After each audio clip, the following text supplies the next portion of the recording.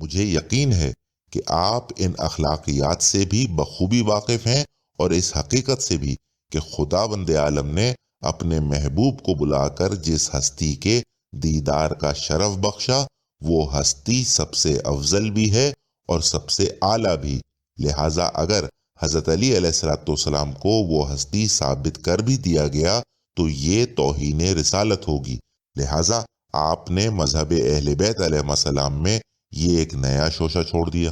لیکن آپ یہ بھول گئے کہ وہاں تو پھر صرف حضرت علی علیہ السلام رسول خدا صلی اللہ علیہ وآلہ وسلم سے افضل ثابت ہو رہے تھے، لیکن یہاں تو معاذ اللہ ملائکہ علیہ السلام رسالت مآب صلی اللہ علیہ وآلہ وسلم سے افضل نظر آ رہے ہیں کہ جن کی خواہش کی تکمیل کے لیے پروردگار عالم نے اپنے محبوب کو زحمت دی۔ استغفر اللہ ربی واتوب الیہ۔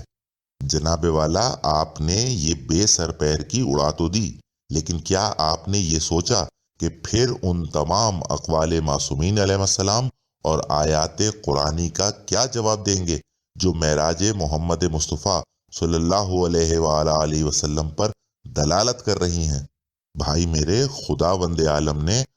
حضرت صلی اللہ علیہ وآلہ وسلم کو معاذ اللہ کیا یہ کہہ کر بلایا تھا کہ آئیے تاکہ ملائکہ علیہ السلام آپ کا دیدار کر سکیں، یا واضح الفاظ میں یہ کہا تھا کہ پاک ہے وہ ذات جو لے گئی اپنے عبد کو راتوں رات مسجد حرام سے مسجد اقصیٰ تک، جس کے گردا گرد ہم نے برکتیں رکھی ہیں تاکہ ہم اسے اپنی نشانیاں دکھائیں، بے شک وہ سننے والا اور دیکھنے والا ہے۔ اور اگر آپ نے یہ کہہ ہی دیا ہے کہ دیدار کرنے والے معاذ اللہ حضرت صلی اللہ علیہ وآلہ وسلم نہیں بلکہ ملائکہ علیہ السلام تھے، جنہوں نے اللہ کی نشانی اکبر یعنی حضرت صلی اللہ علیہ وآلہ وسلم کا دیدار کیا، تو پھر آپ پر لازم ہے کہ آپ اس آیے مبارکہ کا مصداق بھی ملائکہ علیہ السلام ہی کو تسلیم کریں، کیونکہ اس آیے مبارکہ کی روح سے دیدار تو اسی ہستی نے کیا ہے جسے بلایا گیا۔ اور پھر معراج سے متعلق دیگر آیات قرآنی میں بھی جو آیت کبریٰ کو دیکھنے والے کا ذکر وارد ہوا ہے، اس سے مراد بھی ملائکہ علیہ السلام ہی کو لیجئے اور پھر ذرا سمجھائیے ان کا مفہوم۔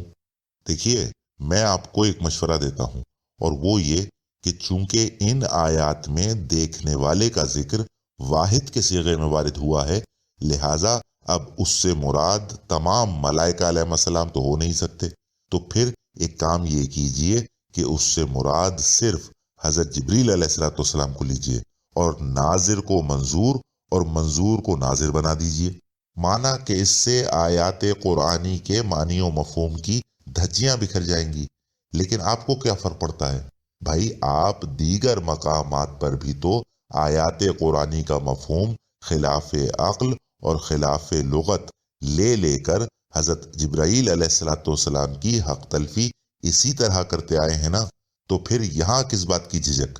یا پھر دوسرا مشورہ میرا یہ ہے کہ سرے سے ان تمام آیات ربانی کو منسوخ قرار دے کر ان سے جان چھڑائیے، یا پھر تیسرا اور آخری مشورہ میرا یہ ہے کہ اگر ممکن ہو سکے تو کچھ خوف خدا کیجیے اور اس کے قہر سے ڈریے۔ دیکھیے، ایک بات میں یہاں واضح کرتا چلوں کہ مجھے ان علماء حضرات سے کوئی ذاتی اختلاف ہرگز نہیں ہے، بلکہ میرا اختلاف ان تمام بے بنیاد فکر و عقائد سے ہے جو خلاف عقل و قرآن ہو، اب چاہے ان کا بیان کرنے والا کوئی بھی ہو۔ جیسے مثال کے طور پر علامہ شہنشاہ حسین نقوی ان موصوف سے بھی مزید 4 ہاتھ اور نیچے گر گئے، جہاں وہ خلاف عقل و قرآن یہ دعویٰ کر بیٹھے کہ قرآن مجید میں وارد ہونے والے نام روح القدس علیہ السلام سے مراد حضرت علی علیہ السلام ہے۔ مولا علی کا لقب کرار کا مطلب یہ ہے کہ ہر زمانے میں ہر نبی کی مدد کرنے جو آیا ہو، جو تکرار سے آیا ہو۔ میں اپنی بیان اور اپنے خطاب میں بیٹھے ہوئے بھی اور بعد میں ریکارڈ سننے والوں کی تسلی کے لیے جملہ کہہ رہا ہوں، وہ جو آدھی بات سن کے فیصلے کر رہے ہوتے ہیں۔ ان کے لیے ایک جملہ کہہ رہا ہوں. اگر آپ کو یہ بات ہضم نہیں ہو کہ کیسے ممکن ہے کہ ہر نبی کی مدد کرنے کوئی آیا ہو، تو مجھے قرآن مجید میں توجہ چاہوں گا. اللہ اکبر. قرآن مجید میں آنے والے ایک لفظ کیا معنی بتا دیجئے کہ جو مدد کرنے آتا تھا نبیوں کی، اسے قرآن نے روح القدس کہا ہے. روح القدس لیس بملکن، روح القدس فرشتہ نہیں ہے، روح القدس اللہ نہیں ہے. قرآن میں روح القدس جس کو کہا گیا ہے وہ مقدس قدیس، وہ مقدس روح، وہ جبریل نہیں ہے. جب لیسا بملکن تو جبریل تو ملک ہے، جبریل ملک ہیں، فرشتے ہیں. اور روح القدس کے لیے علماء اور فقہاء نے لکھا ہے لیسا بملکن، روح القدس فرشتہ نہیں ہے، اللہ بھی نہیں ہے. تو نام بتاؤ کون ہے جس کی مدد کرنے کے لیے، جو مدد کرنے کے لیے ایدنا ہو بروح القدس. ہم نے مدد کی عیسیٰ کی روح القدس کے ذریعے، تو مدد اللہ نے کی ہے، جس کے ذریعے کی ہے اسے علی کہا جاتا ہے. بھائی میرے، آپ نے مخالفت حضرت جبریل علیہ الصلوۃ والسلام میں یہ کہہ تو دیا کہ حضرت روح القدس علیہ الصلوۃ والسلام حضرت علی علیہ الصلوۃ والسلام ہی کا دوسرا نام ہے، لیکن کیا آپ ممبر سے یہ کہنے کی بھی ہمت رکھتے ہیں کہ معاذ اللہ حضرت علی علیہ الصلوۃ والسلام ہی وہ ہستی ہیں جنہوں نے قلب محمد صلی اللہ علیہ وآلہ وسلم پر یہ قرآن نازل کیا؟ حیرت ہے کہ آپ کو قرآن مجید میں حضرت روح القدس علیہ الصلوۃ والسلام تمام انبیاء علیہ السلام کی مدد کرتے ہوئے تو نظر آ گئے، لیکن افسوس کہ سورہ نحل کی آیت 102 میں قرآن نازل کرتے ہوئے نظر نہیں آئے، جہاں حضرت صلی اللہ علیہ وآلہ وسلم کی زبان مبارک سے یہ کہلوایا جا رہا ہے کہ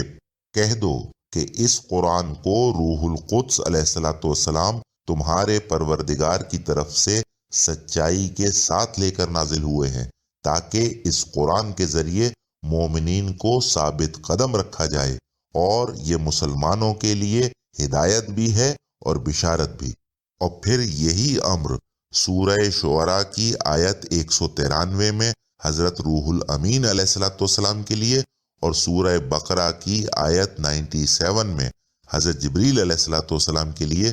دو ٹوک الفاظ میں موجود ہے. میرے خیال میں یہ حضرت اپنے مقصد کے حصول کے لیے یہ بھول گئے کہ 1400 سال سے ازروع قرآن اور ازروع اقوال معصومین علیہ السلام تمام مکاتب فکر اس امر پر 100% متفق ہیں کہ حضرت جبریل علیہ الصلوۃ والسلام، حضرت روح الامین علیہ الصلوۃ والسلام اور حضرت روح القدس علیہ الصلوۃ والسلام ایک ہی ہستی کے 3 نام ہیں. وہ ایک مثال ہے نا کہ میٹھا میٹھا ہپ ہپ اور کڑوا کڑوا تھو تھو. مطلب کیا خود غرض سماعت پائی ہے آپ نے کہ ایک مولوی کی بات تو آپ کو صاف سنائی دی کہ حضرت روح القدس علیہ الصلوۃ والسلام ملائکہ علیہ السلام میں سے نہیں ہیں، لیکن صد افسوس کہ جب قرآن مجید ہر ایک مقام پر یہ پکارتا رہا کہ یہ تینوں ایک ہی ہستی کے نام ہیں جو ملائکہ علیہ السلام سے علیحدہ ہیں، تو آپ کے کان پر جوں بھی نہیں رینگی. اور جب ائمہ علیہ السلام نے بالفاظ صاف اس ہستی کو ملائکہ علیہ السلام سے علیحدہ بتایا تو آپ نے اپنے کان ہی بند کر لیے. مطلب چونکہ آپ حضرت علی علیہ السلام کے متعلق یہ ایمان رکھتے ہیں کہ تمام انبیاء علیہ السلام کی مدد کرنے والے صرف اور صرف امیر المومنین حضرت علی ابن ابی طالب علیہ السلام ہیں، لہٰذا قرآن مجید نے جس ہستی کو جملہ انبیاء علیہ السلام کا مددگار بتایا، اسے آپ نے فوراً حضرت علی علیہ السلام کا دوسرا نام قرار دے دیا.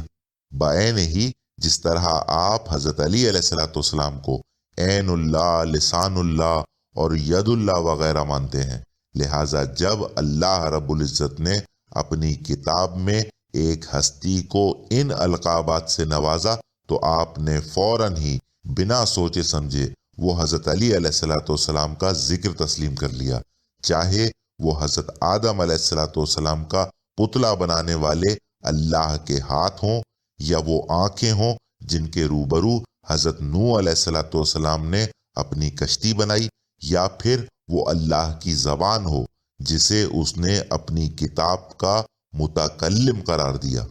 اچھا، اب مزے کی بات یہ ہے کہ آپ نے حضرت روح القدس علیہ السلام، حضرت علی علیہ السلام کا دوسرا نام قرار دے کر انہیں وہ ہستی ثابت کر تو دیا جو از روح قرآن حضرت جبریل علیہ السلام اور حضرت روح الامین علیہ السلام کی طرح قرآن کے نازل کرنے والے ہیں۔ اب مجھے صرف اتنا اور بتا دیجئے کہ کیا آپ حضرت علی علیہ السلام کو بھی ایک ڈاکیا کہنے کی ہمت رکھتے ہیں کہ پہلے انہوں نے ایک ڈاکیے کی طرح اللہ کا علم رسالت مآب صلی اللہ علیہ وآلہ وسلم تک پہنچایا، اور پھر خود ہی حضور صلی اللہ علیہ وآلہ وسلم کا ایک غلام اور شاگرد بن کر وہی علم پھر سے حاصل کیا؟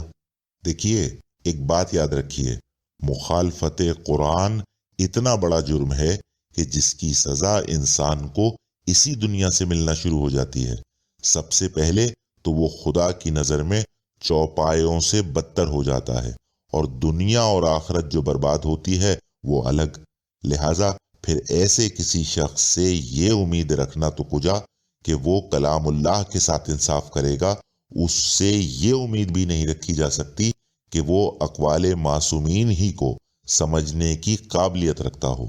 بھائی، جب ایک بار مجلس رسالت مآب صلی اللہ علیہ وآلہ وسلم میں ایک سائل آیا اور اس نے مانگنا شروع کیا، تو سردار انبیاء صلی اللہ علیہ وآلہ وسلم نے فرمایا کہ اس کی زبان قطع کر دو، جس پر ایک جانوروں سے بدتر شخص کھڑا ہوا اور اپنی تلوار نکال کر اس سائل سے بولا کہ نکال اپنی زبان تاکہ میں اسے کاٹ کر حضور صلی اللہ علیہ وآلہ وسلم کے حکم کی تعمیل کروں۔ وہ تو یوں کہیے کہ اس سائل کی قسمت اچھی تھی کہ اچانک امیر المومنین علیہ السلام کھڑے ہوئے اور اس کم عقل شخص کو پیچھے ہٹایا اور سائل کی وہ تمام حاجات پوری فرما دی جو اس کی زبان پر تھی، اور پھر ارشاد فرمایا کہ زبان قطع کرنے سے مراد یہ تھی کہ سائل کی زبان پر کوئی حاجت باقی نہ رہے۔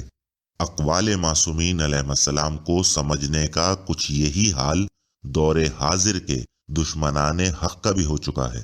عقیدہ جبر و قدر کی بحث ایک قدیم بحث ہے۔ کچھ کہتے ہیں کہ انسان مکمل مجبور ہے، جو کرتا ہے اللہ کرتا ہے، لہٰذا انسان نہ تو کسی سزا کا مستحق ہے اور نہ ہی کسی جزا کا۔ اور کچھ لوگوں کا کہنا یہ ہے کہ انسان مکمل مختار ہے، جو کرتا ہے انسان خود کرتا ہے، اللہ کچھ نہیں کرتا۔ جب کسی نے امیر المومنین علیہ السلام سے یہ مسئلہ دریافت کیا کہ مولا، انسان کسی بھی کام کے سلسلے میں مجبور ہے یا مختار،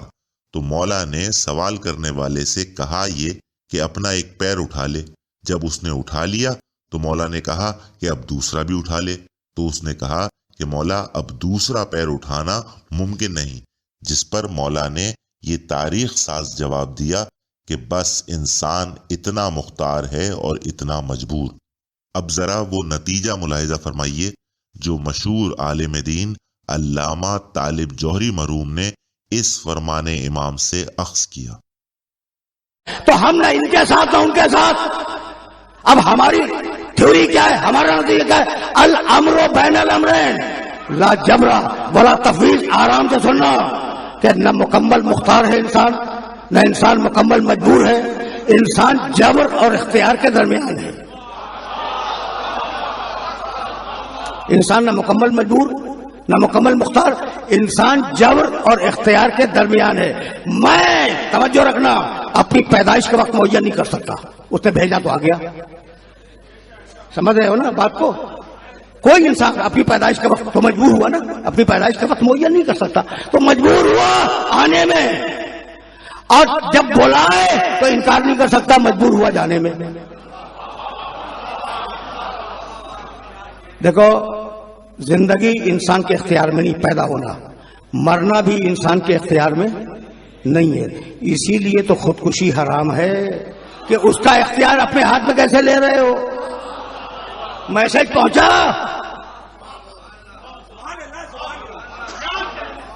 मैसेज पहुंच गया ना, इसीलिए तो खुदकुशी हराम है कि भाई उसका इख्तियार तुम्हारे पास कहां से आ गया। तो न तुम्हारे इख्तियार में पैदा होना, न तुम्हारे इख्तियार में मर जाना, लेकिन दरमियान में पैदा होने के और मर जाने के दरमियान में जो जिंदगी है उसमें मुख्तार हो। तो आधे मजबूर आधे मुख्तार। अली यहूदी के बाग में पानी दे रहे हैं और वहां किसी शख्स ने दीवार से उछक कर पूछा कि या अली ये बताओ कि इंसान मजबूर है या मुख्तार।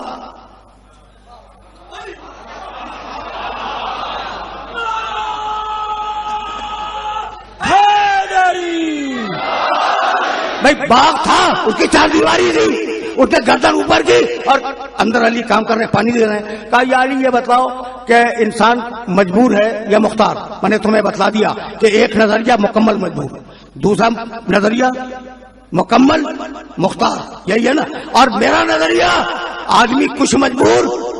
कुछ मुख्तार। कहा या अली बताओ इंसान मजबूर है या मुख्तार। फरमाने लगे, पानी दे रहे हैं, फरमाने लगे अतुरीदुल इक्सार अविल इजमाल। भाई ये बतला के तफसील से बताऊं या मुख्तसर बतलाऊं? या अली ही कह सकते थे, कोई इतना जाने तो बोले ना। अतुरीदुल इक्सार अविल इजमाल, पूछने वाले तफसील से बताऊं या मुख्तसर बताऊं? कहा या अली मुख्तसर जवाब दे दो, मुझे कहीं और जवाब देना है। तो कहने लगे मुख्तसर जवाब ये कि अपने पांव को उठा।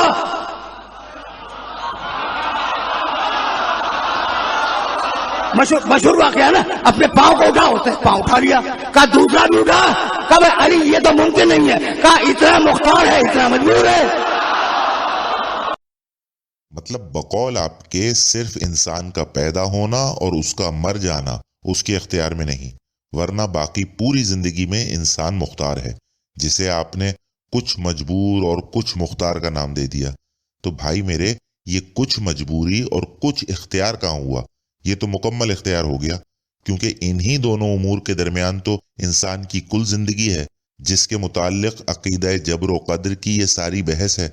और वैसे भी इन दोनों उमूर में इंसान के मजबूर या मुख्तार होने का तो सवाल ही पैदा नहीं होता, क्योंकि ये दोनों उमूर इंसान के करने के हैं ही नहीं। लिहाजा आसान अल्फाज में आपने इंसान को मुकम्मल मुख्तार बता दिया। तो क्या आपके ख्याल में हमारी जिंदगी में रूनुमा होने वाले हादसात भी हमारे इख्तियार में है क्या? हमारा बीमार होना या शिफायाब होना या और कोई नफ़ा नुकसान, ये सब कुछ हमारे इख्तियार में है क्या? या फ़र्ज़ कीजिए कि खुदावंद आलम ने किसी इंसान के नसीब में ये लिखा हुआ था कि जब वो 30 बरस की उम्र को पहुंचेगा तो वो साहिब औलाद होगा और उसकी नस्ल आगे बढ़ेगी। लेकिन जब वो इंसान बिलफर्ज 25 बरस का हुआ तो उसके किसी दुश्मन ने उसे हलाक कर दिया या उसने खुदकुशी कर ली। तो ये बताइए कि ऐसे मौके पर अल्लाह के उस इरादे का क्या बना जो उसने उस इंसान के नसीब में लिखा हुआ था? और दूसरी बात ये कि आपने जो ये कह दिया कि खुदकुशी इसलिए हराम है कि इंसान इस मौके पर खुदा का इख्तियार अपने हाथ में ले लेता है।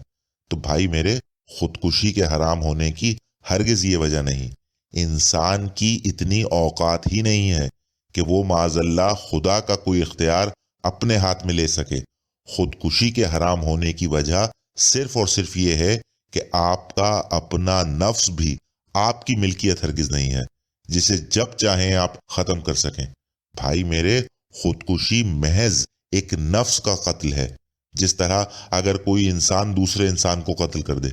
यही वजह है कि इन दोनों की सज़ा भी एक ही है, यानी अबदुल आबाद का जहन्नम। देखिए, मुख्तसर ये कि इंसान की ज़िंदगी में कोई एक भी काम ऐसा नहीं है कि जिसके मुताल्लिक ये कहा जा सके कि इंसान मुकम्मल मजबूर है या मुकम्मल मुख्तार है, क्योंकि जब कभी इंसान को किसी भी काम में मुकम्मल मुख्तार कहा जाएगा तो वहाँ खुदावंद आलम मजबूर साबित होगा, और जहाँ कहीं ये कह दिया गया कि इंसान मुकम्मल मजबूर है तो वो फिर किसी सज़ा या जज़ा का मुस्तहिक नहीं रहेगा।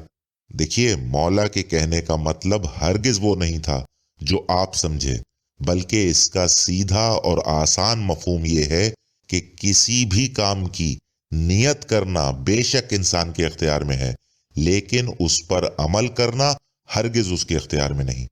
بھائی اس شخص نے جس طرح پہلا پیر اٹھانے کی نیت کی اسی طرح دوسرا پیر اٹھانے کی بھی نیت کی، لیکن عمل نہیں کر سکا۔ اسی لیے کہا گیا ہے کہ انما الاعمال بالنیات، اعمال کا دار و مدار نیتوں پر ہے۔ ورنہ سوچئے کہ اگر اعمال بھی انسان کے اختیار میں ہوتے تو پھر خدا کا نظام تو دھرم بھرم ہو کر رہ جاتا، جس کا جب دل چاہتا جو دل چاہتا کر گزرتا۔ سورہ رحمان کی آیت 33 سے بھی ہمیں عقیدہ جبر و قدر کا یہی جواب ملتا ہے کہ جن و انس بے شک ان ارض و سماوات کی وسعتوں کو پار کرنے کی نیت تو ضرور کر سکتے ہیں، لیکن عمل بنا اس پروانہ راہداری کے ممکن نہیں جس کے عطا کرنے والے امیر المومنین علیہ الصلوۃ والسلام ہیں۔ ارشاد قدرت ہوتا ہے کہ اے گروہ جن و انس، اگر تمہارے بس میں ہے تو ان ارض و سماوات کی وسعتوں کو پار کرو۔ پھر خداوند عالم چیلنج کرتا ہے کہ فنفذو، کرو اگر کر سکتے ہو تو، لا تنفذون، نہیں کر سکتے، الا بسلطان، مگر بذریعہ سلطان، بذریعہ پروانہ راہداری۔ لہٰذا یہ مسئلہ جبر و قدر ہمیشہ کے لیے حل ہو گیا کہ نہ صرف انسان بلکہ جنات بھی صرف اور صرف نیت کے معاملے میں مختار ہیں، لیکن عمل ہرگز ان کے اختیار میں نہیں۔ اچھا، مزے کی بات تو یہ ہے کہ یہ موصوف عقیدہ جبر و قدر پر اپنی عالمانہ رائے دینے کے بعد امیر المومنین علیہ الصلوۃ والسلام کا تعارف ان الفاظ میں کراتے ہیں کہ پاؤں اٹھا، اس نے اٹھایا ایک پاؤں، کہا دوسرا اٹھا، کہا دونوں ایک ساتھ تو اٹھ نہیں سکتے، ٹھیک ہے نا، دونوں ایک ساتھ تو اٹھ ہی نہیں سکتے، تو کہا اتنا مختار، اتنا مجبور، بھائی توجہات مقبول میں، اب میں علی کا تعارف کراؤں، بھائی جو ایک پاؤں اٹھائے، ہوا میں ایک پاؤں اٹھائے وہ مختار، جو دونوں نہ اٹھا سکے وہ مجبور، اور جو خیبر میں دونوں اٹھا لے وہ حیدر کرار۔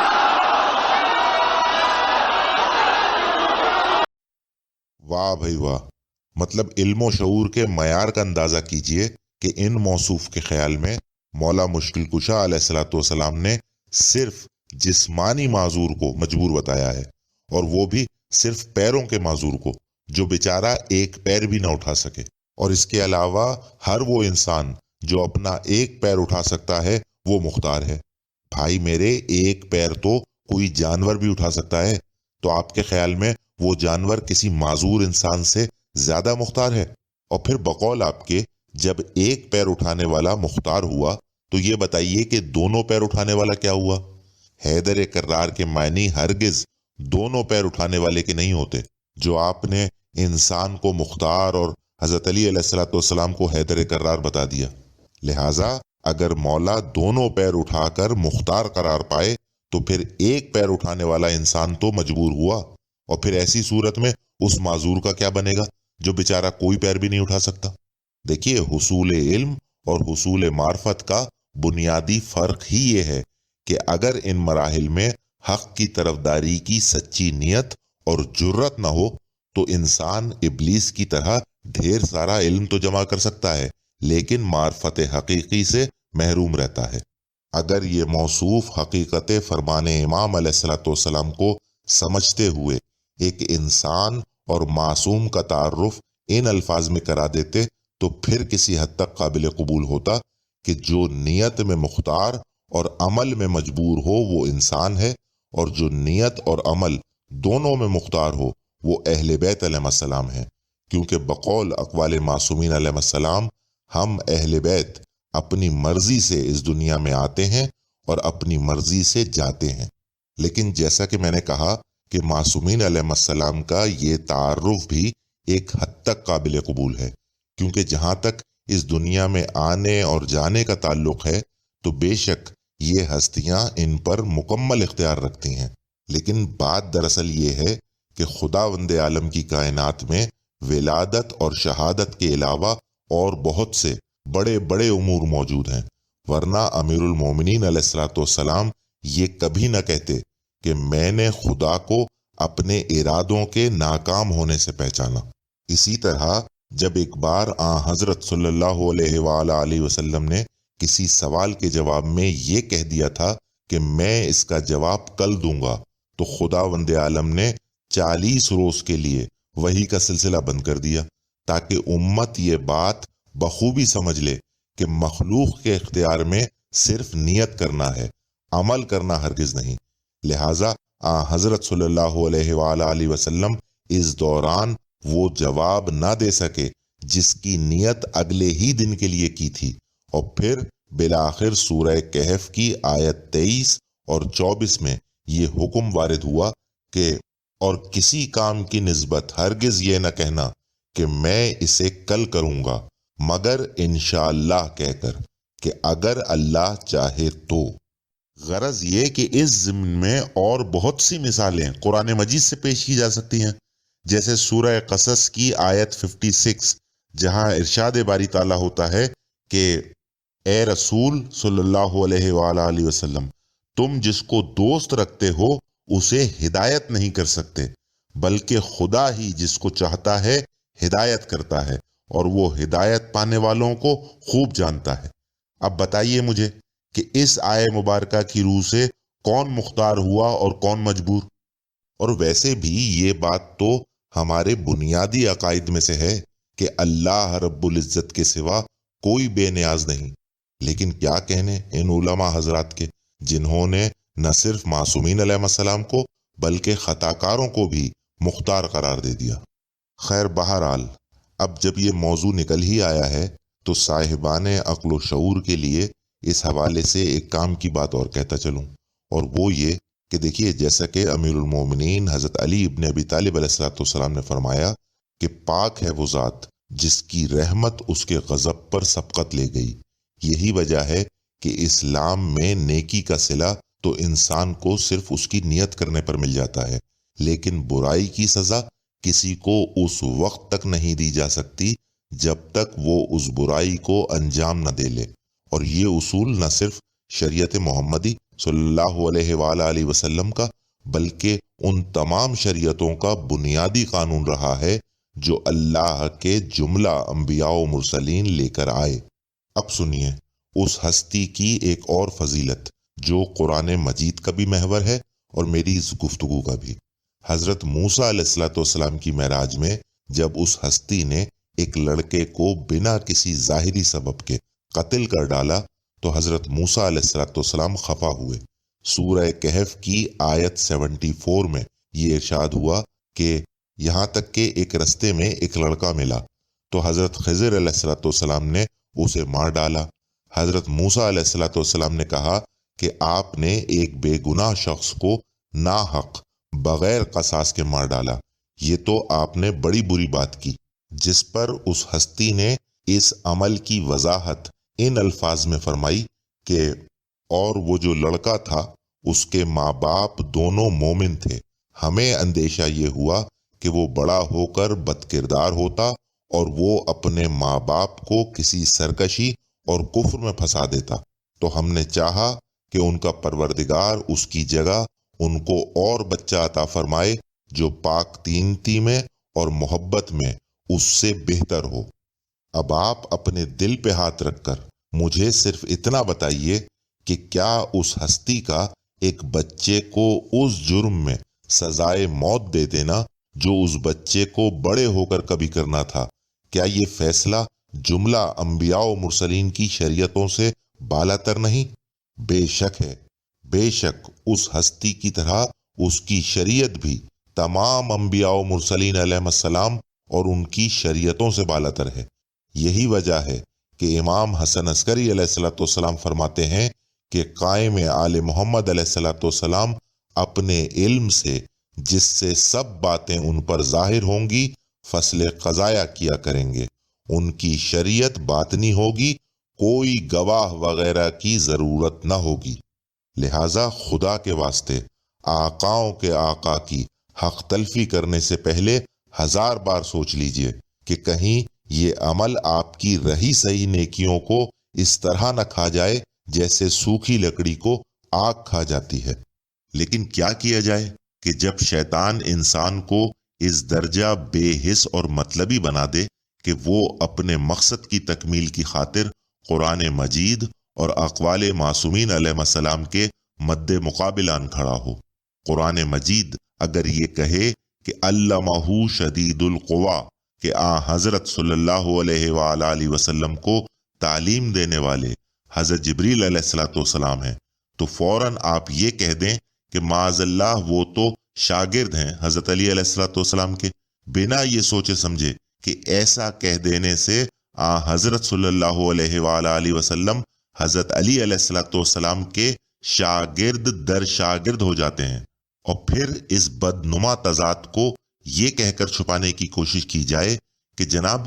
حضرت صلی اللہ علیہ وآلہ وسلم کو تعلیم دینے والے تو بے شک حضرت جبریل علیہ السلام ہی ہیں، لیکن اس کے باوجود ہم حضرت جبریل علیہ السلام کو رسول خدا صلی اللہ علیہ وآلہ وسلم کا استاد اس لیے تسلیم نہیں کر سکتے کیونکہ جو کچھ بھی حضرت جبریل علیہ السلام نے آپ صلی اللہ علیہ وآلہ وسلم کو تعلیم فرمایا وہ ان کا ذاتی علم نہیں تھا، بلکہ وہ سب کچھ تو اللہ رب العزت کا عطا کردہ تھا۔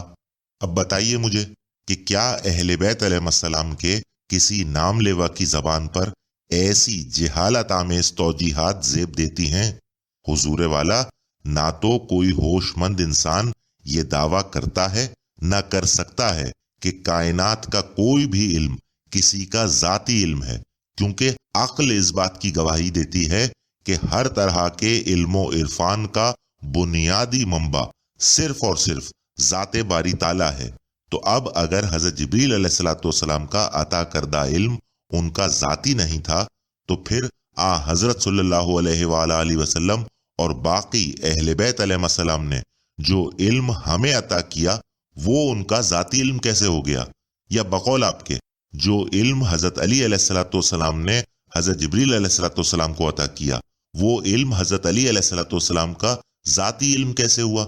بھائی میرے، اگر آپ کی اس منطق کو درست مان لیا جائے تو پھر بعد از خداوند عالم کوئی بھی کسی کا استاد کہلانے کا حقدار تو ہرگز نہیں رہتا۔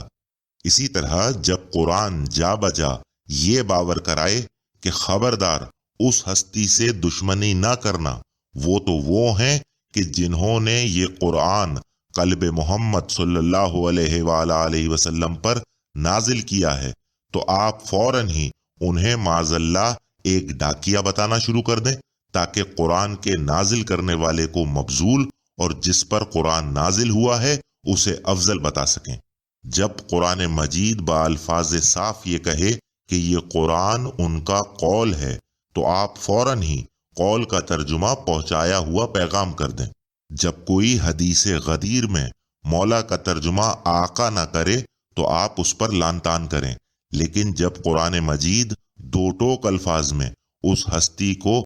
حضرت صلی اللہ علیہ وآلہ وسلم کا مولا قرار دے دے تو آپ فوراً ہی لفظ مولا کو بمعنی آقا ماننے سے انکار کر دیں۔ جب قرآن حضرت موسیٰ علیہ السلام کو یہ حکم دے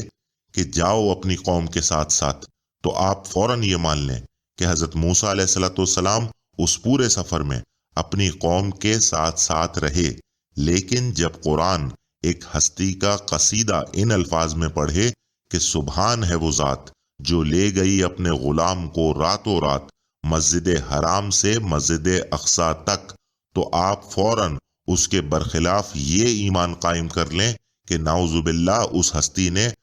حضرت صلی اللہ علیہ وآلہ وسلم کو آدھے رستے میں تنہا چھوڑ دیا تھا۔ جب قرآن اس ہستی کے دیدار کو معراج محمد مصطفیٰ صلی اللہ علیہ وآلہ وسلم بیان کرے اور قلب محمد مصطفیٰ صلی اللہ علیہ وآلہ وسلم کی طاقت کا معیار یہ بتائے کہ انہوں نے اس ہستی کا دیدار اس شان سے کیا کہ نہ تو آنکھ جھپکی نہ نظر نے طغیانی کی، تو فوراً آپ یہ کہہ کر معراج محمد مصطفیٰ صلی اللہ علیہ وآلہ وسلم ہی کا سرے سے انکار کر دیں کہ وہ حضرت صلی اللہ علیہ وآلہ وسلم کی معراج نہیں تھی بلکہ ملائکہ علیہ السلام کی معراج تھی۔ جب قرآن اس ہستی کے لیے جملہ انبیاء علیہ السلام سے میثاق لے تو آپ فوراً ہی بنا سوچے سمجھے رسول میثاق حضرت صلی اللہ علیہ وآلہ وسلم کو قرار دے دیں۔ اور جب قرآن اس ہستی کو عین اللہ، ید اللہ، لسان اللہ، وجہ اللہ وغیرہ کے القاب سے نوازے تو آپ فوراً ہی یہ تمام القابات امیر المومنین علیہ الصلوۃ والسلام پر فٹ کرنے کی کوشش میں لگ جائیں۔ جب قرآن تمام انبیاء و مرسلین علیہ السلام کا مددگار اس ہستی کو اس کا نام لے کر قرار دے دے تو آپ فوراً ہی ظلم کی انتہا یہ کریں کہ آپ وہ نام حضرت علی علیہ الصلوۃ والسلام کے ناموں میں شمار کر لیں۔ اور پھر جب قرآن مجید اس ہستی کو ہر ایک مقام پر ملائکہ علیہ السلام سے علیحدہ کوئی ہستی بیان کرے تو آپ فوراً خلاف قرآن اسے من جملہ ملائکہ مان لیں۔ قرآن جب حضرت صلی اللہ علیہ وآلہ وسلم کو مخاطب کر کے یہ کہے کہ تیرا رب آئے گا تو آپ فوراً ترجمے میں بریکٹ کا اضافہ کر دیں کہ جناب تیرے رب کا حکم آئے گا۔ قرآن جب دو ٹوک الفاظ میں سبب معراج رسول خدا صلی اللہ علیہ وآلہ وسلم ایک ہستی کا دیدار قرار دے تو آپ فوراً ہی معراج سے متعلق ایسی روایات گڑھ لیں تاکہ کسی طرح سننے والے کی تمام تر توجہات اس ہستی کے اس مقام سے ہٹائی جا سکیں۔ کوئی ممبروں سے یہ بیان کرے کہ جناب خداوند عالم نے اپنے محبوب کو نمازوں کا تحفہ دینے کے لیے بلایا تھا، تو کوئی یہ کہے کہ جناب خدا نے اپنے محبوب کو اس لیے بلایا تھا تاکہ انہیں بی بی خاتون جنت سلام اللہ علیہا کا نور عطا کر سکے، وغیرہ وغیرہ۔ تو دیکھیے جہاں تک نمازوں کا تعلق ہے تو اس کا جواب میں گزشتہ ایک مجلس میں دے چکا ہوں، اور ویسے بھی یہ بات اس لیے خلاف عقل ہے کیونکہ از روئے قرآن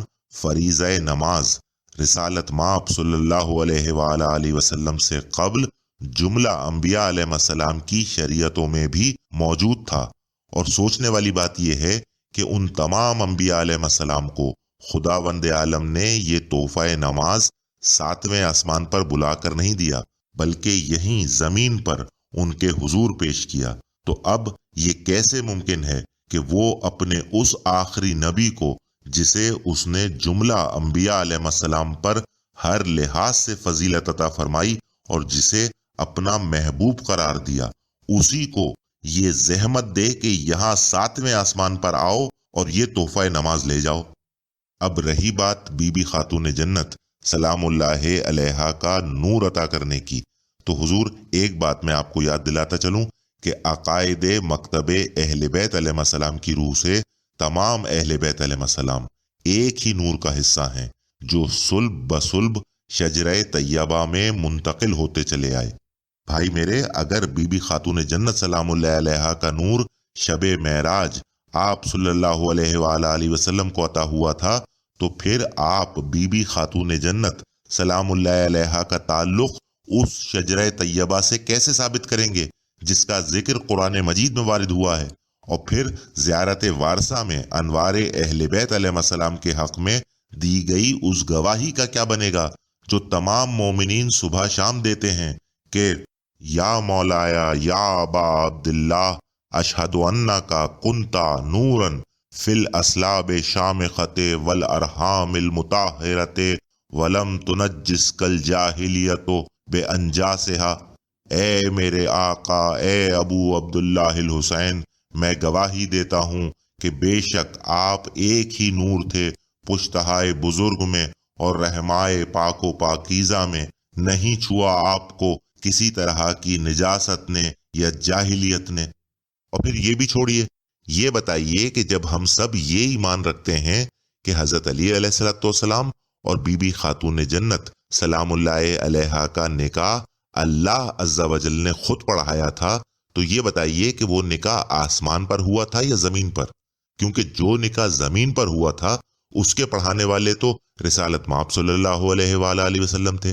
لہٰذا جب یہ بات تسلیم شدہ ہے کہ اللہ نے ان دونوں ہستیوں کا نکاح آسمان پر پڑھایا تھا تو صرف اتنا اور بتا دیجئے کہ کیا اس نکاح میں حضرت صلی اللہ علیہ وآلہ وسلم شریک ہوئے تھے یا نہیں؟ اور اگر بی بی خاتون جنت سلام اللہ علیہا ولد محمد مصطفیٰ صلی اللہ علیہ وآلہ وسلم کی حیثیت سے امیر المومنین علیہ الصلوۃ والسلام کے نکاح میں نہیں آئی تھیں تو پھر کس حیثیت سے آئی تھیں؟ مطلب کتنی حیرت کی بات ہے کہ حضرت علی علیہ السلام جس نور سے آسمانوں پر منسلک ہو چکے تھے، وہی نور حضرت صلی اللہ علیہ وآلہ وسلم کو اس دنیاوی زندگی میں 52 برس کی عمر میں عطا ہوا، جبکہ خود رسالت مآب صلی اللہ علیہ وآلہ وسلم اور حضرت علی علیہ السلام ایک ہی نور ہیں۔ دیکھیے، بات دراصل یہ ہے کہ جیسا کہ امیر المومنین حضرت علی ابن ابی طالب علیہ السلام نے فرمایا کہ انسان اپنی زبان کے پیچھے پوشیدہ ہے، لہٰذا اب جو کوئی بھی حقائق قرآن کے برخلاف زبان کھولے گا تو اس کی زبان پر آنے والے ایسے بے تکے دلائل اور کھوکھلے الفاظ رہتی دنیا تک اسے ذلیل و رسوا کرتے رہیں گے۔ مطلب جس طرح اہل سنت حضرات نے حضرت صلی اللہ علیہ وآلہ وسلم کی معراج جسمانی کو اس بے بنیاد روایت کی بنا پر جھٹلا دیا کہ جناب ام المومنین حضرت عائشہ کا کہنا ایسا ہے کہ اس رات رسول خدا صلی اللہ علیہ وآلہ وسلم میرے ہی حجرے میں میری آنکھوں کے سامنے رات بھر آرام فرما رہے تھے اور ایک پل کو بھی میری نظروں سے اوجھل نہیں ہوئے، لہٰذا یہ معراج جسمانی نہیں ہو سکتی۔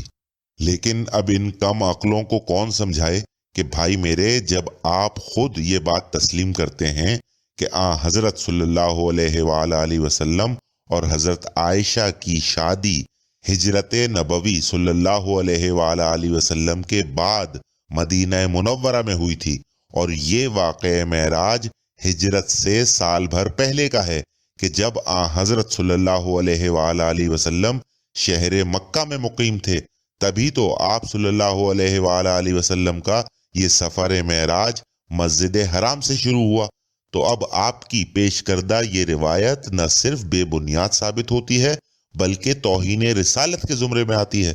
کیونکہ یہ ممکن ہی نہیں ہے کہ حضرت صلی اللہ علیہ وآلہ وسلم پل بھر بھی کسی نامحرم کے حجرے میں بسر کریں۔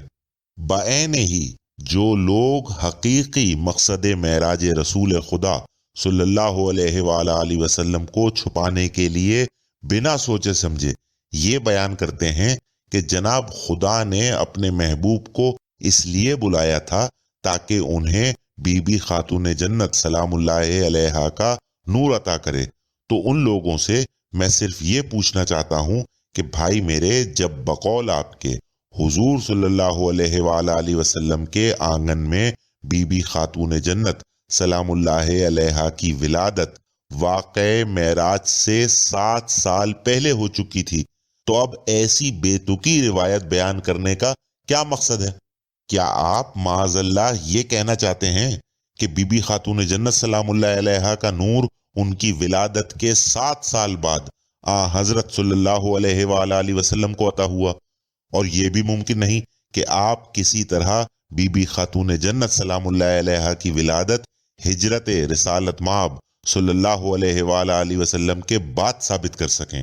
کیونکہ ہجرت سے 3 سال پہلے تو بی بی خدیجہ سلام اللہ علیہا کا وصال ہو چکا تھا۔ خدا کے واسطے کچھ عقل سے کام لیجئے۔ دیکھیے، اہل بیت علیہ السلام کی ہر فضیلت سر آنکھوں پر، لیکن اگر کسی ایک ہستی کی فضیلت کے بیان میں کسی دوسرے کی حق تلفی مقصود ہو تو یہ راہ ہدایت نہیں بلکہ گمراہی ہے۔ اب اس گفتگو کے اختتام پر معراج محمد مصطفیٰ صلی اللہ علیہ وآلہ وسلم سے متعلق ایک اہم بات کی وضاحت اور کرتا چلوں، اور وہ یہ کہ جس کسی مورخ نے یہ واقع معراج تفصیل سے نقل کیا ہے، اس نے یہ اعتراف ضرور کیا ہے کہ اس سفر کے دوران حضرت صلی اللہ علیہ وآلہ وسلم قدم قدم پر حضرت جبریل علیہ السلام سے سوال کرتے رہے کہ یہ کیا ہے اور یہ کیا ہے، اور حضرت جبریل علیہ السلام انہیں بتاتے رہے۔ گویا حضرت جبریل علیہ السلام حضرت صلی اللہ علیہ وآلہ وسلم کے لیے ممبر سلونی بنے ہوئے تھے کہ وہ پوچھتے رہے اور یہ بتاتے رہے۔ لیکن اس کے باوجود چونکہ اس امت کو کسی بھی صورت یہ بات قابل قبول نہیں کہ حضرت جبریل علیہ السلام حضرت صلی اللہ علیہ وآلہ وسلم کے استاد ہیں، لہٰذا وہ ان تمام واقعات کی توجیہ یہ بیان کرتے ہیں کہ جناب یہ سب کچھ صرف اور صرف ہماری معلومات میں اضافے کے لیے تھا، ورنہ حضرت صلی اللہ علیہ وآلہ وسلم ان تمام چیزوں کا علم معاذ اللہ حضرت جبریل علیہ السلام سے زیادہ رکھتے تھے۔ بہت اچھے، لیکن جناب والا آپ کو کم از کم ایک بات تو پھر بھی تسلیم کرنی پڑے گی کہ کسی تاریخ میں آپ کوئی ایک ایسی صحیح روایت بطور مثال نہیں پیش کر سکتے جہاں حضرت جبریل علیہ السلام نے اپنی لا علمی کا اظہار کرتے ہوئے حضرت صلی اللہ علیہ وآلہ وسلم سے کچھ پوچھا ہو اور آپ صلی اللہ علیہ وآلہ وسلم نے ان کے علم میں اضافہ کیا ہو۔ جب کبھی سوال کیا تو حضرت صلی اللہ علیہ وآلہ وسلم ہی نے کیا، اور جواب دینے والے ہمیشہ حضرت جبریل علیہ السلام ہی رہے۔ دیکھیے ایک بات یاد رکھیے، اور وہ یہ کہ جب کبھی یہ ہستیاں ہماری معلومات میں اضافے کے لیے آپس میں اس طرح کا کوئی فعل انجام دیتی ہیں جہاں کسی بات کا علم رکھتے ہوئے سوال کیا جاتا ہے یا جواب دیا جاتا ہے، تو وہاں لازماً اس واقعے کا راوی کوئی تیسرا شخص ہوتا ہے۔ مطلب اس طرح کا کوئی واقعہ کبھی تنہائی میں پیش نہیں آتا، یا اس کو یوں سمجھ لیجئے کہ کبھی اس طرح کے کسی واقعے کا راوی نہ تو سوال کرنے والا ہوتا ہے نہ ہی جواب دینے والا، بلکہ ہمیشہ کوئی تیسرا شخص ہوتا ہے جو اس واقعے کا چشم دید گواہ ہو، ورنہ تنہائی میں اس طرح کے کسی سوال کا کوئی سینس نہیں بنتا جس کا جواب سوال کرنے والا پہلے ہی سے جانتا ہو۔ مثال کے طور پر امام حسن علیہ السلام کا وہ ایک بار صدقے کی کھجور اٹھانا اور امام علی علیہ السلام کا انہیں یہ کہہ کر ٹوکنا کہ کیا آپ جانتے نہیں کہ ہم اہل بیت علیہ السلام پر صدقہ حرام ہے۔ اب یہاں بے شک یہ کہا جا سکتا ہے کہ امام حسن علیہ السلام یہ جانتے تھے کہ اہل بیت علیہ السلام پر صدقہ حرام ہے، لیکن یہ سب کچھ ہمارے علم میں اضافے کے لیے کیا گیا تاکہ تاریخ کا حصہ بن سکے۔ لیکن یہاں میرا سوال یہ ہے کہ اس واقعے کے راوی امام حسن علیہ السلام ہیں یا حضرت علی علیہ السلام، یا پھر مولا کا وہ غلام جس کا نام اس واقعے کے راوی اول کی حیثیت سے تاریخ میں لکھا ہوا ہے۔ لہٰذا میں دعوے کے ساتھ کہتا ہوں کہ پوری امت مسلمہ اس طرح کا کوئی ایک واقعہ کسی تاریخ اسلام میں نہیں دکھا سکتی جس کا راوی اول یا تو سوال کرنے والا ہو یا جواب دینے والا۔ تو اب سوال یہ پیدا ہوتا ہے کہ جناب والا معراج رسالت مآب صلی اللہ علیہ وآلہ وسلم میں رونما ہونے والے ان تمام واقعات کا راوی اول کون ہے؟ تو ظاہری سی بات ہے کہ وہاں سوائے آپ صلی اللہ علیہ وآلہ وسلم یا حضرت جبریل علیہ السلام کے کوئی تیسرا موجود نہیں تھا جسے سنانے کے لیے حضرت صلی اللہ علیہ وآلہ وسلم کوئی ایسا سوال کرتے جس کا علم آپ کو پہلے ہی سے تھا۔ بھائی میرے، ان تمام واقعات کے سب سے پہلے راوی خود حضرت صلی اللہ علیہ وآلہ وسلم ہیں، لہٰذا ان روایات سے جو نتیجہ آپ اخذ کر رہے ہیں وہ سراسر خلاف عقل ہے۔ دیکھیے بات وہی ہے کہ ہر دور میں قرآن مجید اور تاریخ کے ان حقائق کو چھپانے کے لیے طرح طرح کے حربے استعمال کیے گئے۔ ایک طرف جہاں آیات قرآنی کا مفہوم خلاف عقل و قرآن پیش کیا جاتا رہا، وہیں دوسری طرف ہر دور میں تاریخ کی ان اہم روایات میں اپنی ذاتی رائے کا اضافہ بھی کیا جاتا رہا۔ اب جہاں تک تاریخ اسلام میں اس طرح کی کسی تحریف کی نشاندہی کا تعلق ہے تو وہ اس لیے ہرگز دشوار نہیں، کیونکہ اول تو کسی بھی تاریخ کا مطابق عقل و قرآن ہونا لازمی ہے، اور دوسری بات یہ کہ دیکھیے تاریخ کا معاملہ ایسا ہے کہ اگر کسی بھی لکھی گئی تاریخ کی تصدیق اس کی قدیم تاریخ سے نہ ہو پائے تو یہ بات اسے رد کرنے کے لیے کافی ہوتی ہے، کیونکہ ظاہری سی بات ہے کہ وہ واقعات آپ کے سامنے تو رونما ہوئے نہیں جو آپ اپنی مرضی سے اس میں کچھ کمی بیشی کر سکیں۔ اب مثال کے طور پر علامہ مجلسی علیہ الرحمہ نے آج سے کم و بیش 300 سال پہلے جس تفصیل کے ساتھ یہ واقع معراج اپنی ایک مشہور زمانہ تصنیف حیات القلوب کی دوسری جلد میں بیان کیا ہے، وہ اپنی مثال آپ ہے۔ اس کتاب میں معراج رسول خدا صلی اللہ علیہ وآلہ وسلم سے متعلق ہر ایک چھوٹی سے چھوٹی بات کو بھی مختلف ائمہ علیہ السلام کے تفصیلی فرامین کی روشنی میں پیش کیا گیا ہے۔ اب مثال کے طور پر اگر آپ کو یہ معلوم کرنا ہو کہ کیا واقعی حضرت جبریل علیہ السلام نے آدھے راستے میں رسالت مآب صلی اللہ علیہ وآلہ وسلم کو تنہا چھوڑ دیا تھا، یا پھر وہ پورے سفر معراج میں آپ صلی اللہ علیہ وآلہ وسلم کے ساتھ ساتھ رہے، تو آپ کو یہ سن کر حیرت ہوگی کہ اس کتاب میں موجود اکثر روایات، مطلب کم و بیش 80% فرامین معصومین علیہ السلام کے مطابق حضرت جبریل علیہ السلام پورے سفر معراج میں حضرت صلی اللہ علیہ وآلہ وسلم کے ساتھ ساتھ رہے، اور ان فرامین میں اس بات کا سرے سے کوئی شائبہ ہی موجود نہیں کہ معاذ اللہ کسی مقام پر حضرت جبریل علیہ السلام رک گئے اور پھر آگے کا سفر حضرت صلی اللہ علیہ وآلہ وسلم کو تنہا طے کرنا پڑا۔ دیکھیے، انصاف کا تقاضا تو یہی ہے کہ اول تو ان تمام فرامین معصومین علیہ السلام کو قرآن مجید پہ پرکھا جائے، لیکن اگر کسی خود غرضی میں آپ ایسا نہیں کرتے اور 80% فرامین کو چھوڑ کر صرف 20% کے مطابق اپنا عقیدہ تشکیل دے لیتے ہیں، تو تب بھی ایک اخلاقی فریضہ آپ پر یہ عائد ہوتا ہے کہ آپ دونوں طرح کی روایات منبر سے بیان کریں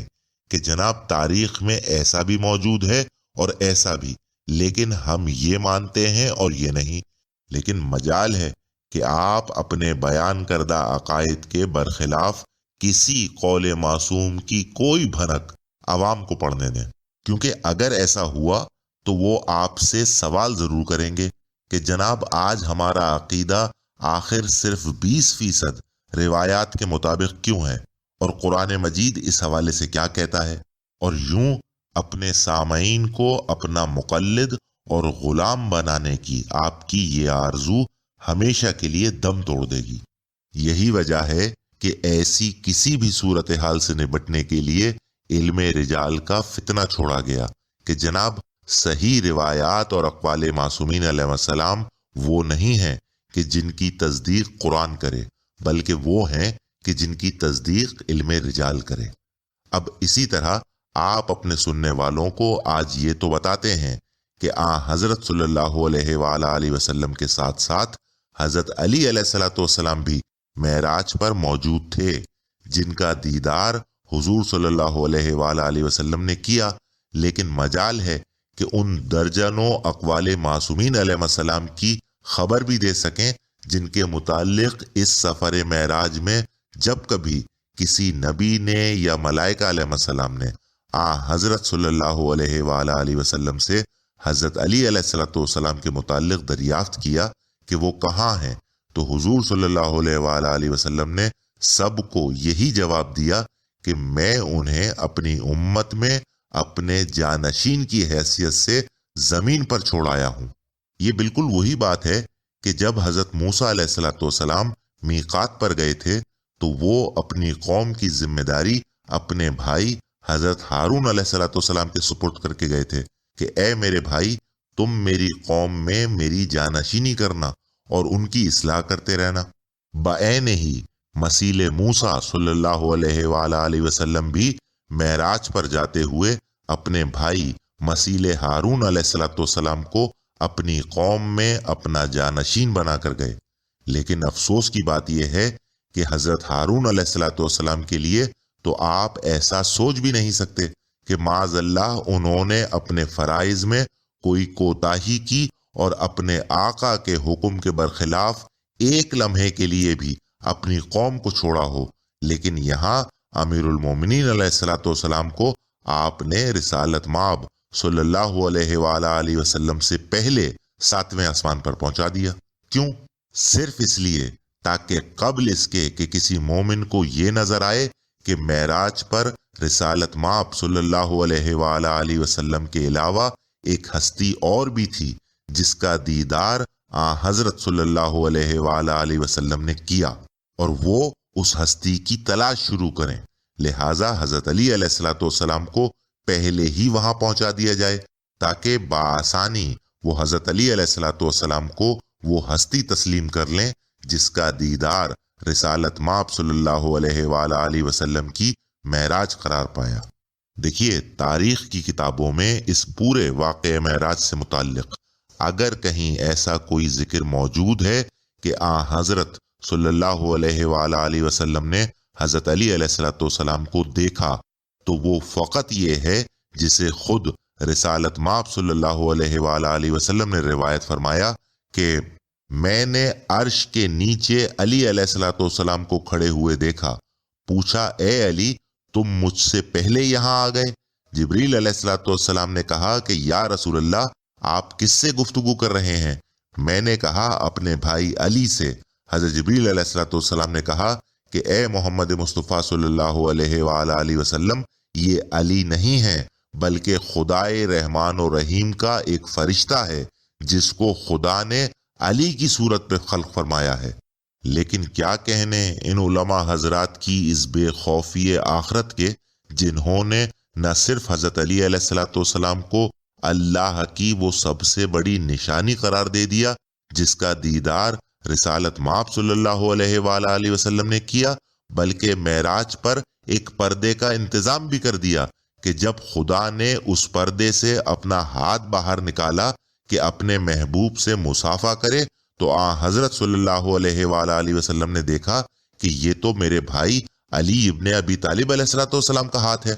استغفر اللہ ربی واتوب الیہ۔ مطلب اگر یہ توہین رسالت نہیں تو پھر کیا ہے کہ قرآن مجید رسالت مآب صلی اللہ علیہ وآلہ وسلم کی یہ شان بیان کرے کہ انہوں نے براہ راست اس ہستی کا دیدار 2 کمان کے فاصلے سے کیا، بلکہ اس سے بھی کم، اور اس شان سے کیا کہ نہ تو آپ صلی اللہ علیہ وآلہ وسلم کی آنکھ جھپکی نہ نظر طغیانی کی۔ لیکن خدا پوچھے ان علماء سے جنہوں نے ان دونوں کے درمیان ایک پردہ حائل کر دیا۔ بہرحال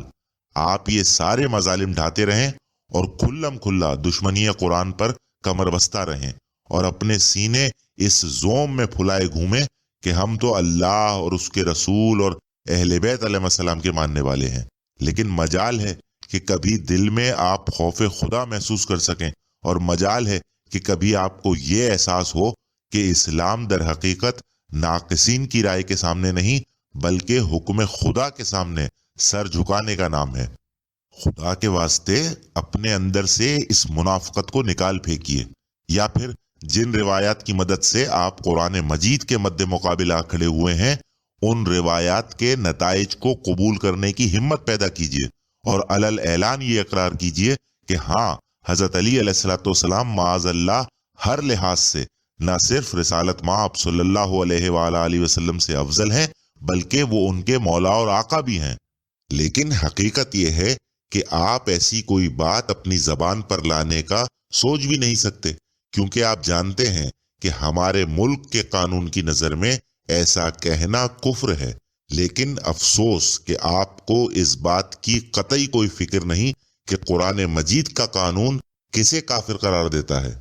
دیکھیے، جس طرح حضرت علی علیہ الصلوۃ والسلام کو چوتھا خلیفہ رسول صلی اللہ علیہ وآلہ وسلم کہہ دینا ہرگز ان کی خلافت کا اقرار نہیں ہے، کیونکہ عقل یہ کہتی ہے کہ خلیفہ ہمیشہ ایک اور بلا فصل ہوا کرتا ہے، اور جو بلا فصل نہ ہو وہ خلیفہ نہیں ہو سکتا۔ ورنہ دکھائیے تاریخ میں کوئی ایک ایسی مثال جہاں خلیفہ بلا فصل نہ ہو، یا کسی انسان کے ایک سے زیادہ خلیفہ ہوں۔ لہٰذا حضرت علی علیہ الصلوۃ والسلام کی خلافت کے اقرار کا لازمہ یہ ہے کہ انہیں وہ حق دیا جائے جس کے وہ مستحق ہیں، یعنی انہیں خلیفہ بلا فصل تسلیم کیا جائے۔ بعین ہی اہل بیت علیہ الصلوۃ والسلام میں ایک ہستی خلیفۃ الرحمان کے لقب سے جانی جاتی ہے، اور ہم سب صبح شام زیارات میں اس بات کی گواہی بھی دیتے ہیں۔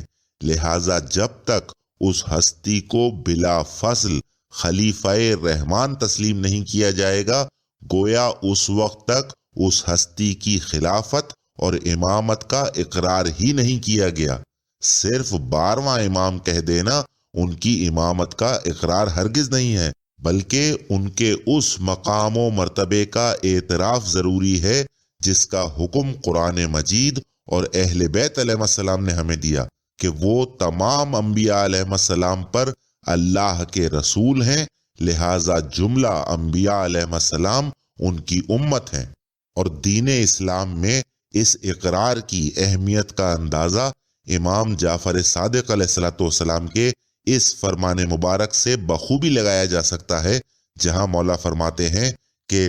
اگر کسی نے میرے آبائے کرام علیہ السلام اور میری اولاد میں سے تمام کی امامت کا اقرار کیا اور میرے بیٹے مہدی کی امامت کا انکار کیا تو وہ ایسا ہے جیسے اس نے تمام انبیاء کی نبوت کا اقرار کیا اور محمد مصطفیٰ صلی اللہ علیہ وآلہ وسلم کی نبوت کا انکار کر دیا۔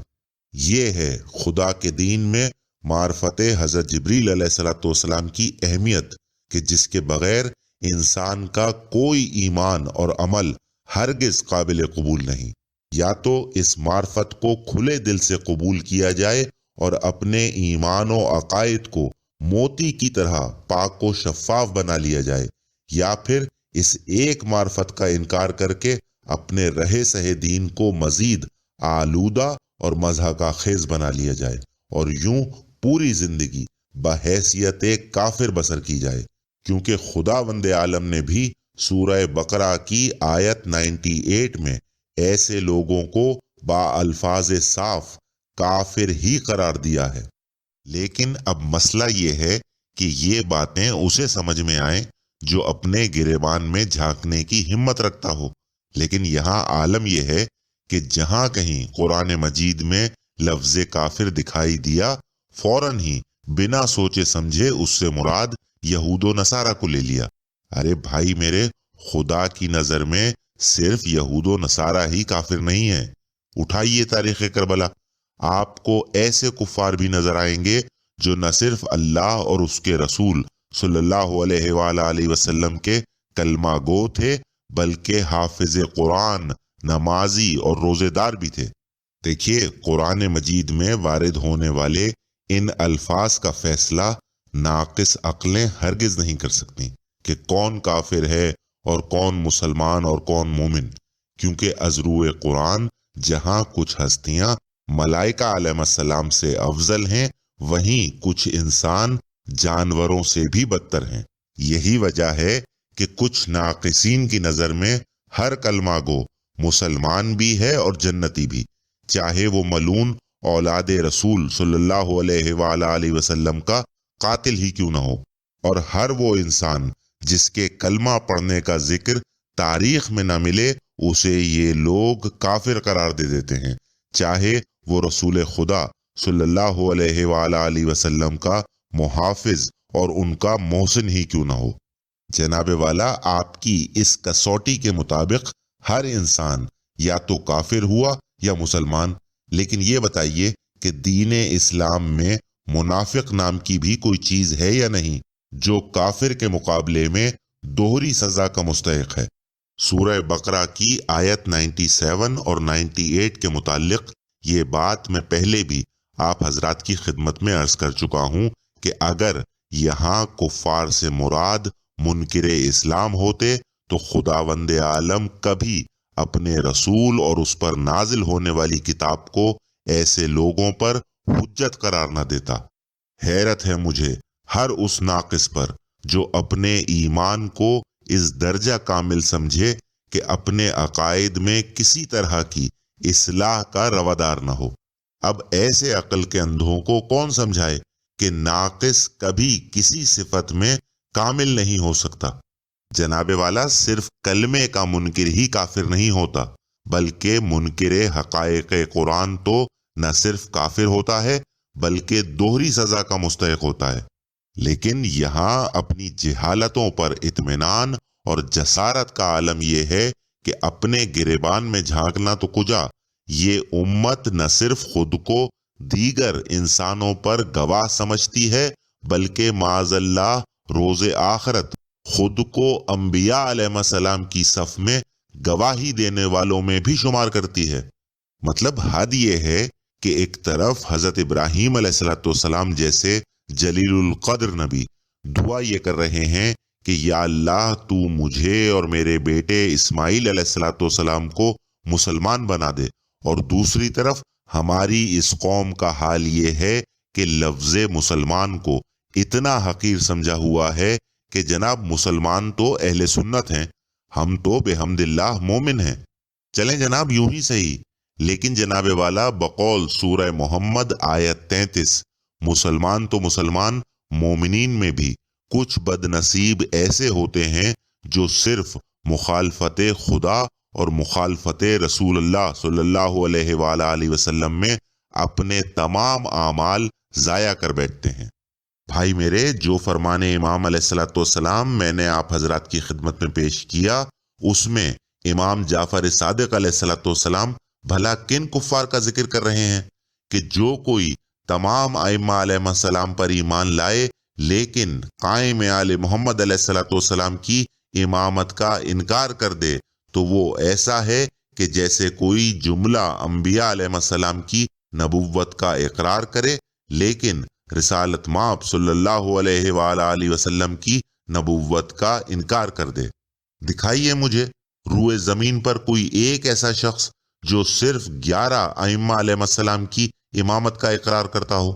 بھائی میرے، اگر بینائی نام کی کوئی شے باقی ہو تو یہی فرمان امام علیہ السلام قائم آل محمد علیہ السلام کے مقام و مرتبے کو سمجھنے کے لیے کافی ہے کہ دیگر ائمہ علیہ السلام کے مقابلے میں ان کا وہی مقام ہے جو مقام محمد مصطفیٰ صلی اللہ علیہ وآلہ وسلم کو جملہ انبیاء علیہ السلام کے مقابلے میں حاصل ہے۔ بہرحال اس گفتگو کا مقصد معرفت حضرت جبریل علیہ السلام کا بیان ہرگز نہیں ہے، بلکہ مقصد صرف اور صرف ہمارے عقائد میں ایک بنیادی تضاد کی نشاندہی اور اس کا ازالہ کرنا ہے۔ معرفت حضرت جبریل علیہ السلام کا تفصیلی بیان ذکر حق کی 6 اور 7ویں مجلس میں سنا جا سکتا ہے، جہاں آپ کو وہ تمام ریفرنسز مل جائیں گے جو یہاں وقت کی تنگی کے باعث بیان نہیں کیے جا سکے۔ وما علینا الا البلاغ المبین وآخر الدعوانا ان الحمد للہ رب العالمین۔